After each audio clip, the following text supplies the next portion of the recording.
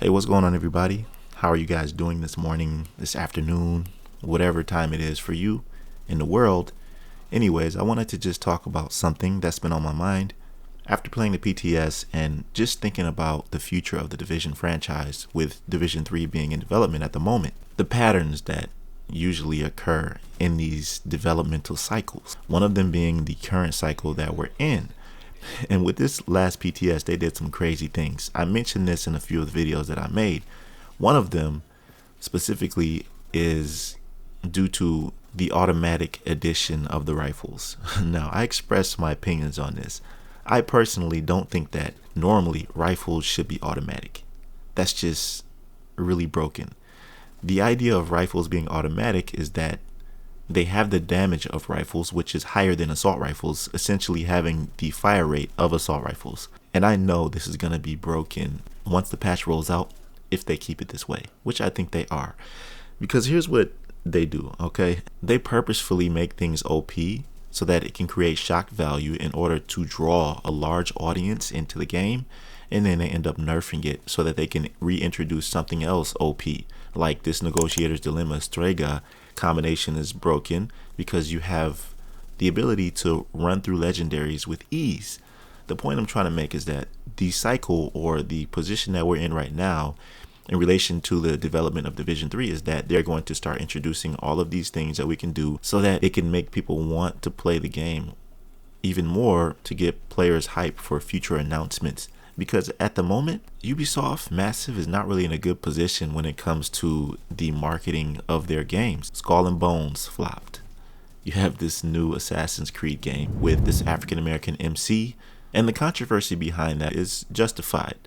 Some people are saying, oh, the Japanese are just upset because it's a black MC, and they're actually racist because they want a Japanese MC. And shout out to the gamer dad, because we had a conversation about this last night, and he said he didn't want to get into the drama of Ubisoft. So I said, hey, I can make a video about it, and here it is, part of everything else that I'm discussing. Anyways, it's not really necessarily about racism. Assassin's Creed, the game, is about cultural expression. And to think about it, if you look at all of the previous Assassin's Creed titles, they all had their respective MCs of that race or culture. Like, you had one with Native Americans, and that was a Native American MC. You had the British, you had the Italians with 𝐒𝐻𝐴ZIO, you had Assassin's Creed Origins, which actually was Egyptian and had a black MC, right? So coming around to a Japanese samurai, they were waiting for their opportunity to play as a Japanese male MC. And so it's like kind of a spit in the face to say, okay, we're just going to add this African American character when they already had one in Assassin's Creed Origins. So they've gotten a lot of backlash for that. And you have Star Wars, wherein that's not selling that much. And finally, you got XDefiant.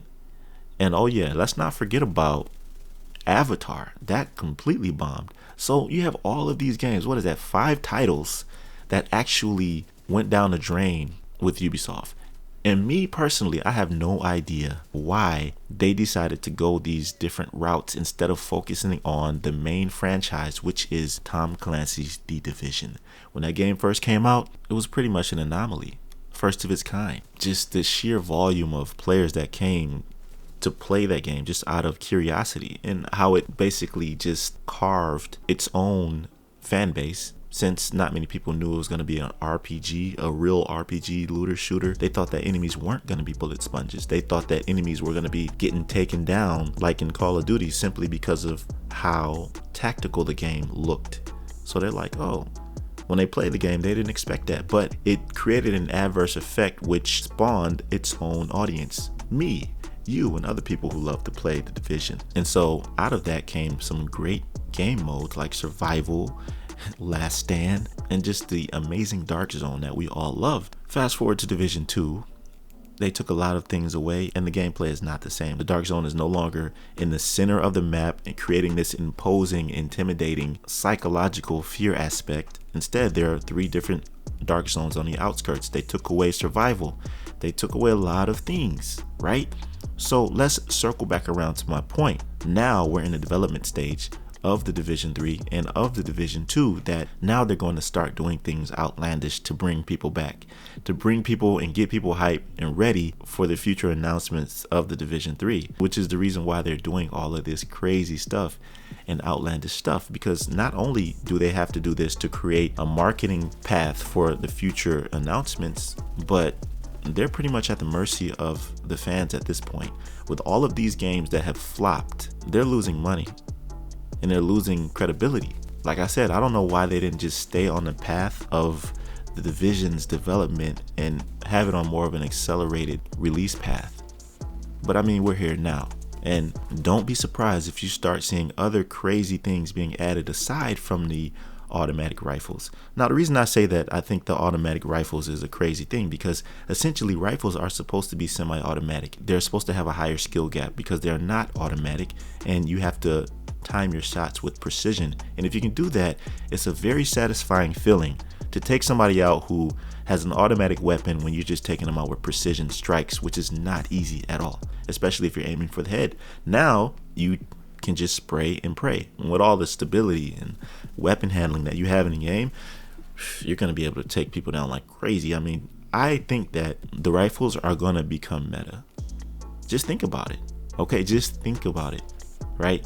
An automatic rifle, let's just take, for example, the Urban MDR. Let's not even talk about the exotics. The high-end weapons have talents on them, specifically Boomerang. Boomerang is a talent wherein whenever you fire your weapon, whatever critical hit you land, it will return the bullet to your magazine and give you a 50% damage buff. Come on, man. Making a crit rifle build, that's going to be insane. And then you have the M1A CQB. This rifle was actually meta from Division 1 with Deadeye. And I even made a build in the Division 2 called the Scout. It was when the last patch rolled out, after they released Breakpoint, the new rifle gear set, and a few other rifle brand sets. You can check that out. The link will be in the description. And I'm assuming that build is going to be even more OP now that the rifles are automatic. So what I'm saying is that this is something really crazy that's actually going to become meta, is to create shock value and have players buzzing like, yo, check out this build with this automatic rifle. Look at this. This is crazy. And then they're just going to nerf it. Then they're going to go to something else like the Strega with Negotiator's Dilemma. That's going to be a thing. Now, the grand finale of the shock value is not even the additions that they're making to this game, because honestly, there's nothing really new being added. They're just switching up the way that they're doing things, like Manhunt, Scouts. I don't really know much about that, but it just seems like a different way to do the manhunts, because they're still spreading out the season throughout months, which is part of the redundancy that the players don't really like. So they're not adding anything new per se under the sun, but this is the position that they're in. So don't be surprised that later on, if they add something even crazier, now dare I say it, survival in the Division 2. They're not going to wait for the Division 3 to release survival. This is a mode that everybody is unanimous about. Everybody loves survival. I don't know anybody who doesn't love survival. First of all, it appeals to everybody because it's PvE or PvP. You don't have to engage in PvP. I mean, even if you play PvE, it's sweaty enough for you to have an intense experience without players. And then you have the aspect of specific gear and weapons only being tied to that mode.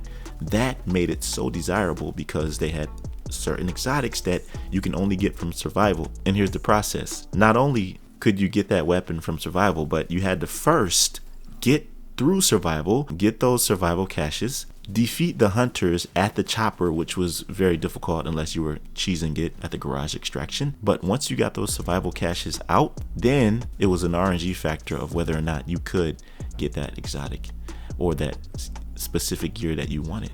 And that was the best feeling in the world. Anyway, this video is getting pretty long, and I just wanted to provide kind of a multifaceted explanation as to how everything is culminating to this point. I really think that we should be hearing something soon about the Division 3's development, because recently we know that they just put out a tweet because they want to hire some animators, and I'm actually making a video about that because this means that they're in deep development based on the fact that they're hiring animators. I'm not going to go into that conversation in this video because I'm making a separate video about that. But let me know what you think about what I said here. Did you enjoy the PTS? Do you like what's coming? Do you agree with my sentiments? Let me know about how you feel down in the comment section below. And hopefully I'll see you when they drop more information about phase 2 of the PTS. Anyways, if you like this conversation and like the video, also subscribe to my channel if you're new here.